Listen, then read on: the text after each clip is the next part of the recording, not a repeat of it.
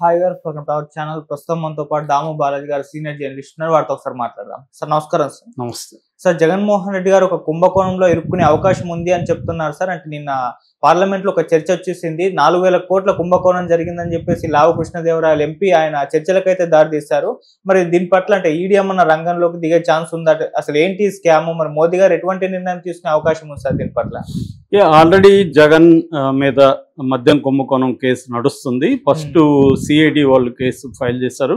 అంతకుముందే 2023 నుంచి కూడా మన పురంధేశ్వరి ఈ కేసును టేకప్ చేసింది. ఆమె కొన్ని షాపుల్ని విజిట్ చేసింది కూడా.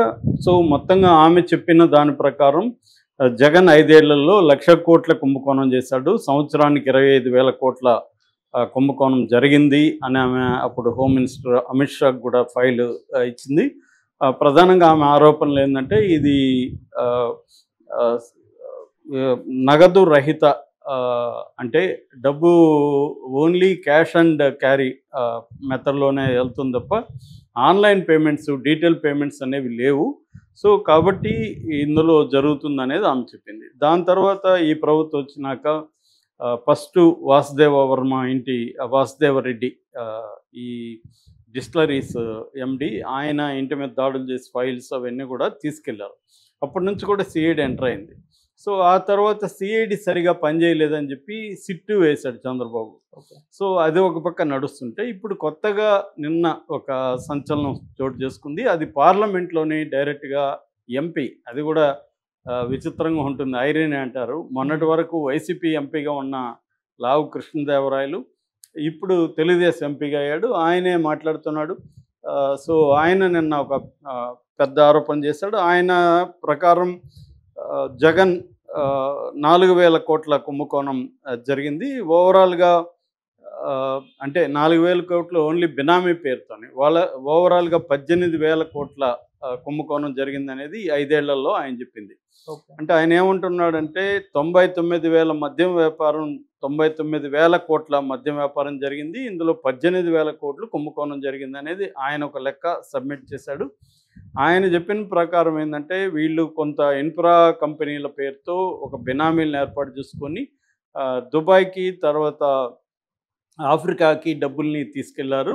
దాని మీద ఈడీ ఎంటర్ అవ్వాలనేది ఆయన చెప్పింది. అంటే ఇందులో ఒక్క దుబాయ్కి మాత్రమే 2,000 కోట్ల డబ్బులు వెళ్ళింది. సునీల్ రెడ్డి అని జగన్ వాళ్ళ బంధువు ద్వారా ఈ వ్యాపారం జరిగింది. ఎందుకంటే జగన్ బినామీలు కావచ్చు, జగన్ బంధువులు ఆఫ్రికాలో చాలా చోట్ల వ్యాపారం చేస్తున్నారు. మామూలుగా మనకి ఆఫ్రికన్ లిక్కర్ వ్యాపారం చూసుకుంటే ఇండియన్స్ ఆఫ్రికాలో లిక్కర్ వ్యాపారం ప్రధానంగా రాయలసీమ రెడ్లే ఎక్కువ చేస్తుంటారు. ఇది సిసి రెడ్డి స్టార్ట్ చేశాడని చెప్తారు. సో విసు కన్సల్టెన్సీ, దాని తర్వాత అక్కడ నుంచి రాయలసీమ రెడ్లే ఎక్కువ చేస్తున్నారు. నేను కాంగోలో కొద్ది రోజులు ఉన్నాను. అక్కడ కూడా దాదాపు 8 మంది ప్లేయర్స్ ఉంటే అందులో ఒక గుజరాతీ, ఒక కమ్మ తీసేస్తే మిగతా 6 మంది కూడా రాయలసీమ రెడ్లే ఉండేవాళ్ళు. లిక్కర్ అంటే దాన్ని ఏమంటారు, మనం ఇండియన్ మేడ్ ఫారెన్ లిక్కర్ అంటాం కదా, అక్కడ కూడా అదేవిధంగా అక్కడ లోకల్ మేడ్ చీప్ లిక్కర్ అక్కడ తయారు చేసి అక్కడే అమ్మే కార్యక్రమాలు చేస్తారనమాట. సో వీళ్ళకి వ్యాపారాలు ఉన్నాయి. జగన్ బంధువులు కూడా చాలామంది అక్కడ చేస్తుంటారు. సో అలాగా సునీల్ రెడ్డి అనే వ్యక్తి ద్వారా అక్కడికి ట్రాన్స్ఫర్ అయినాయి అనేది ఇతని ప్రధానమైన ఆరోపణ.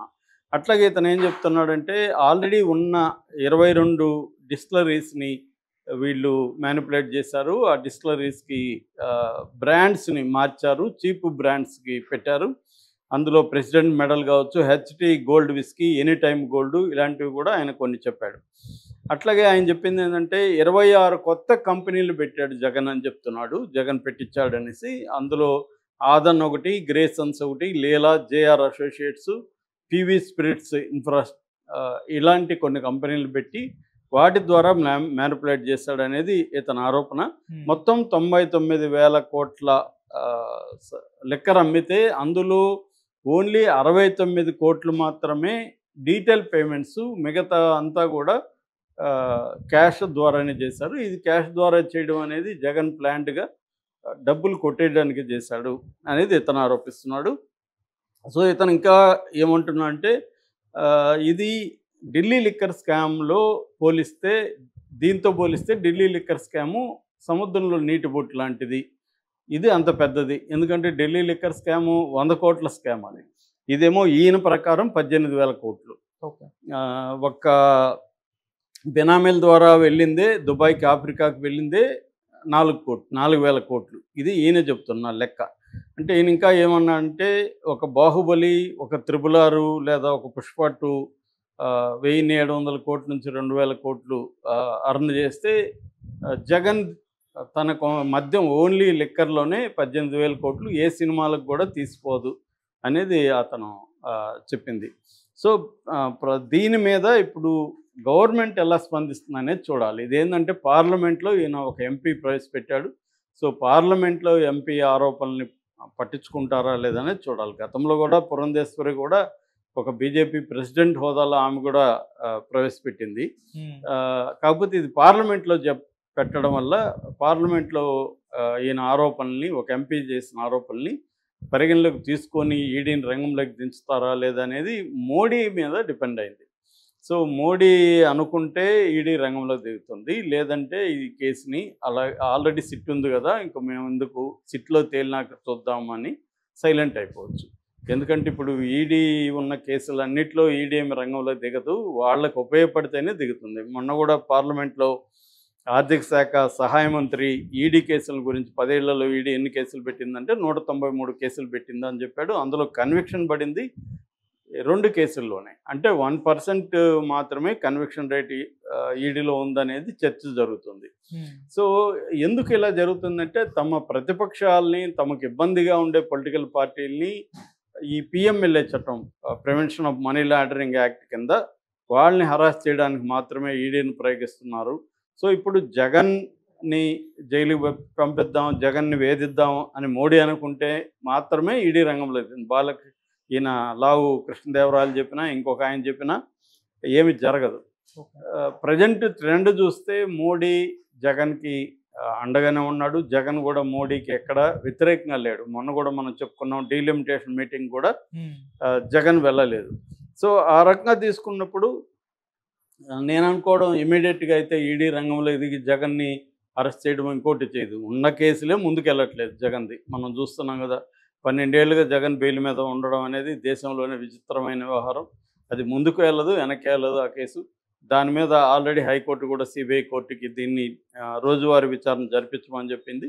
కాబట్టి ఇది అంత జరుగుతుందా లేదో తెలియదు.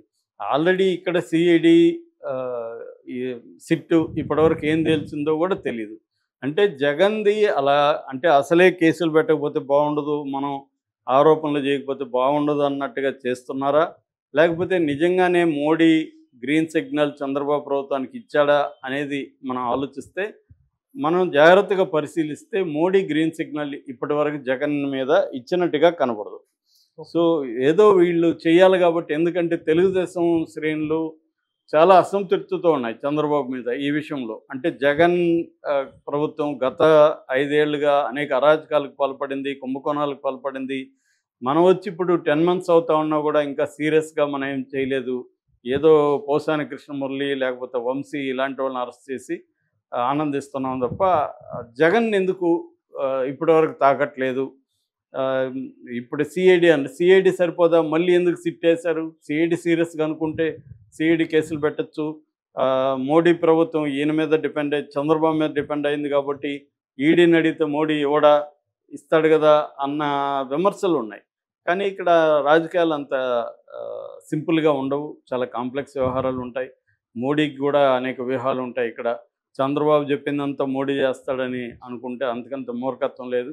చంద్రబాబు కూడా ప్రతిదాన్ని పట్టుబట్టే పరిస్థితిలో లేడు. రెండోది టైమింగ్ ఇంపార్టెంట్. రాజకీయాల్లో ఏంటంటే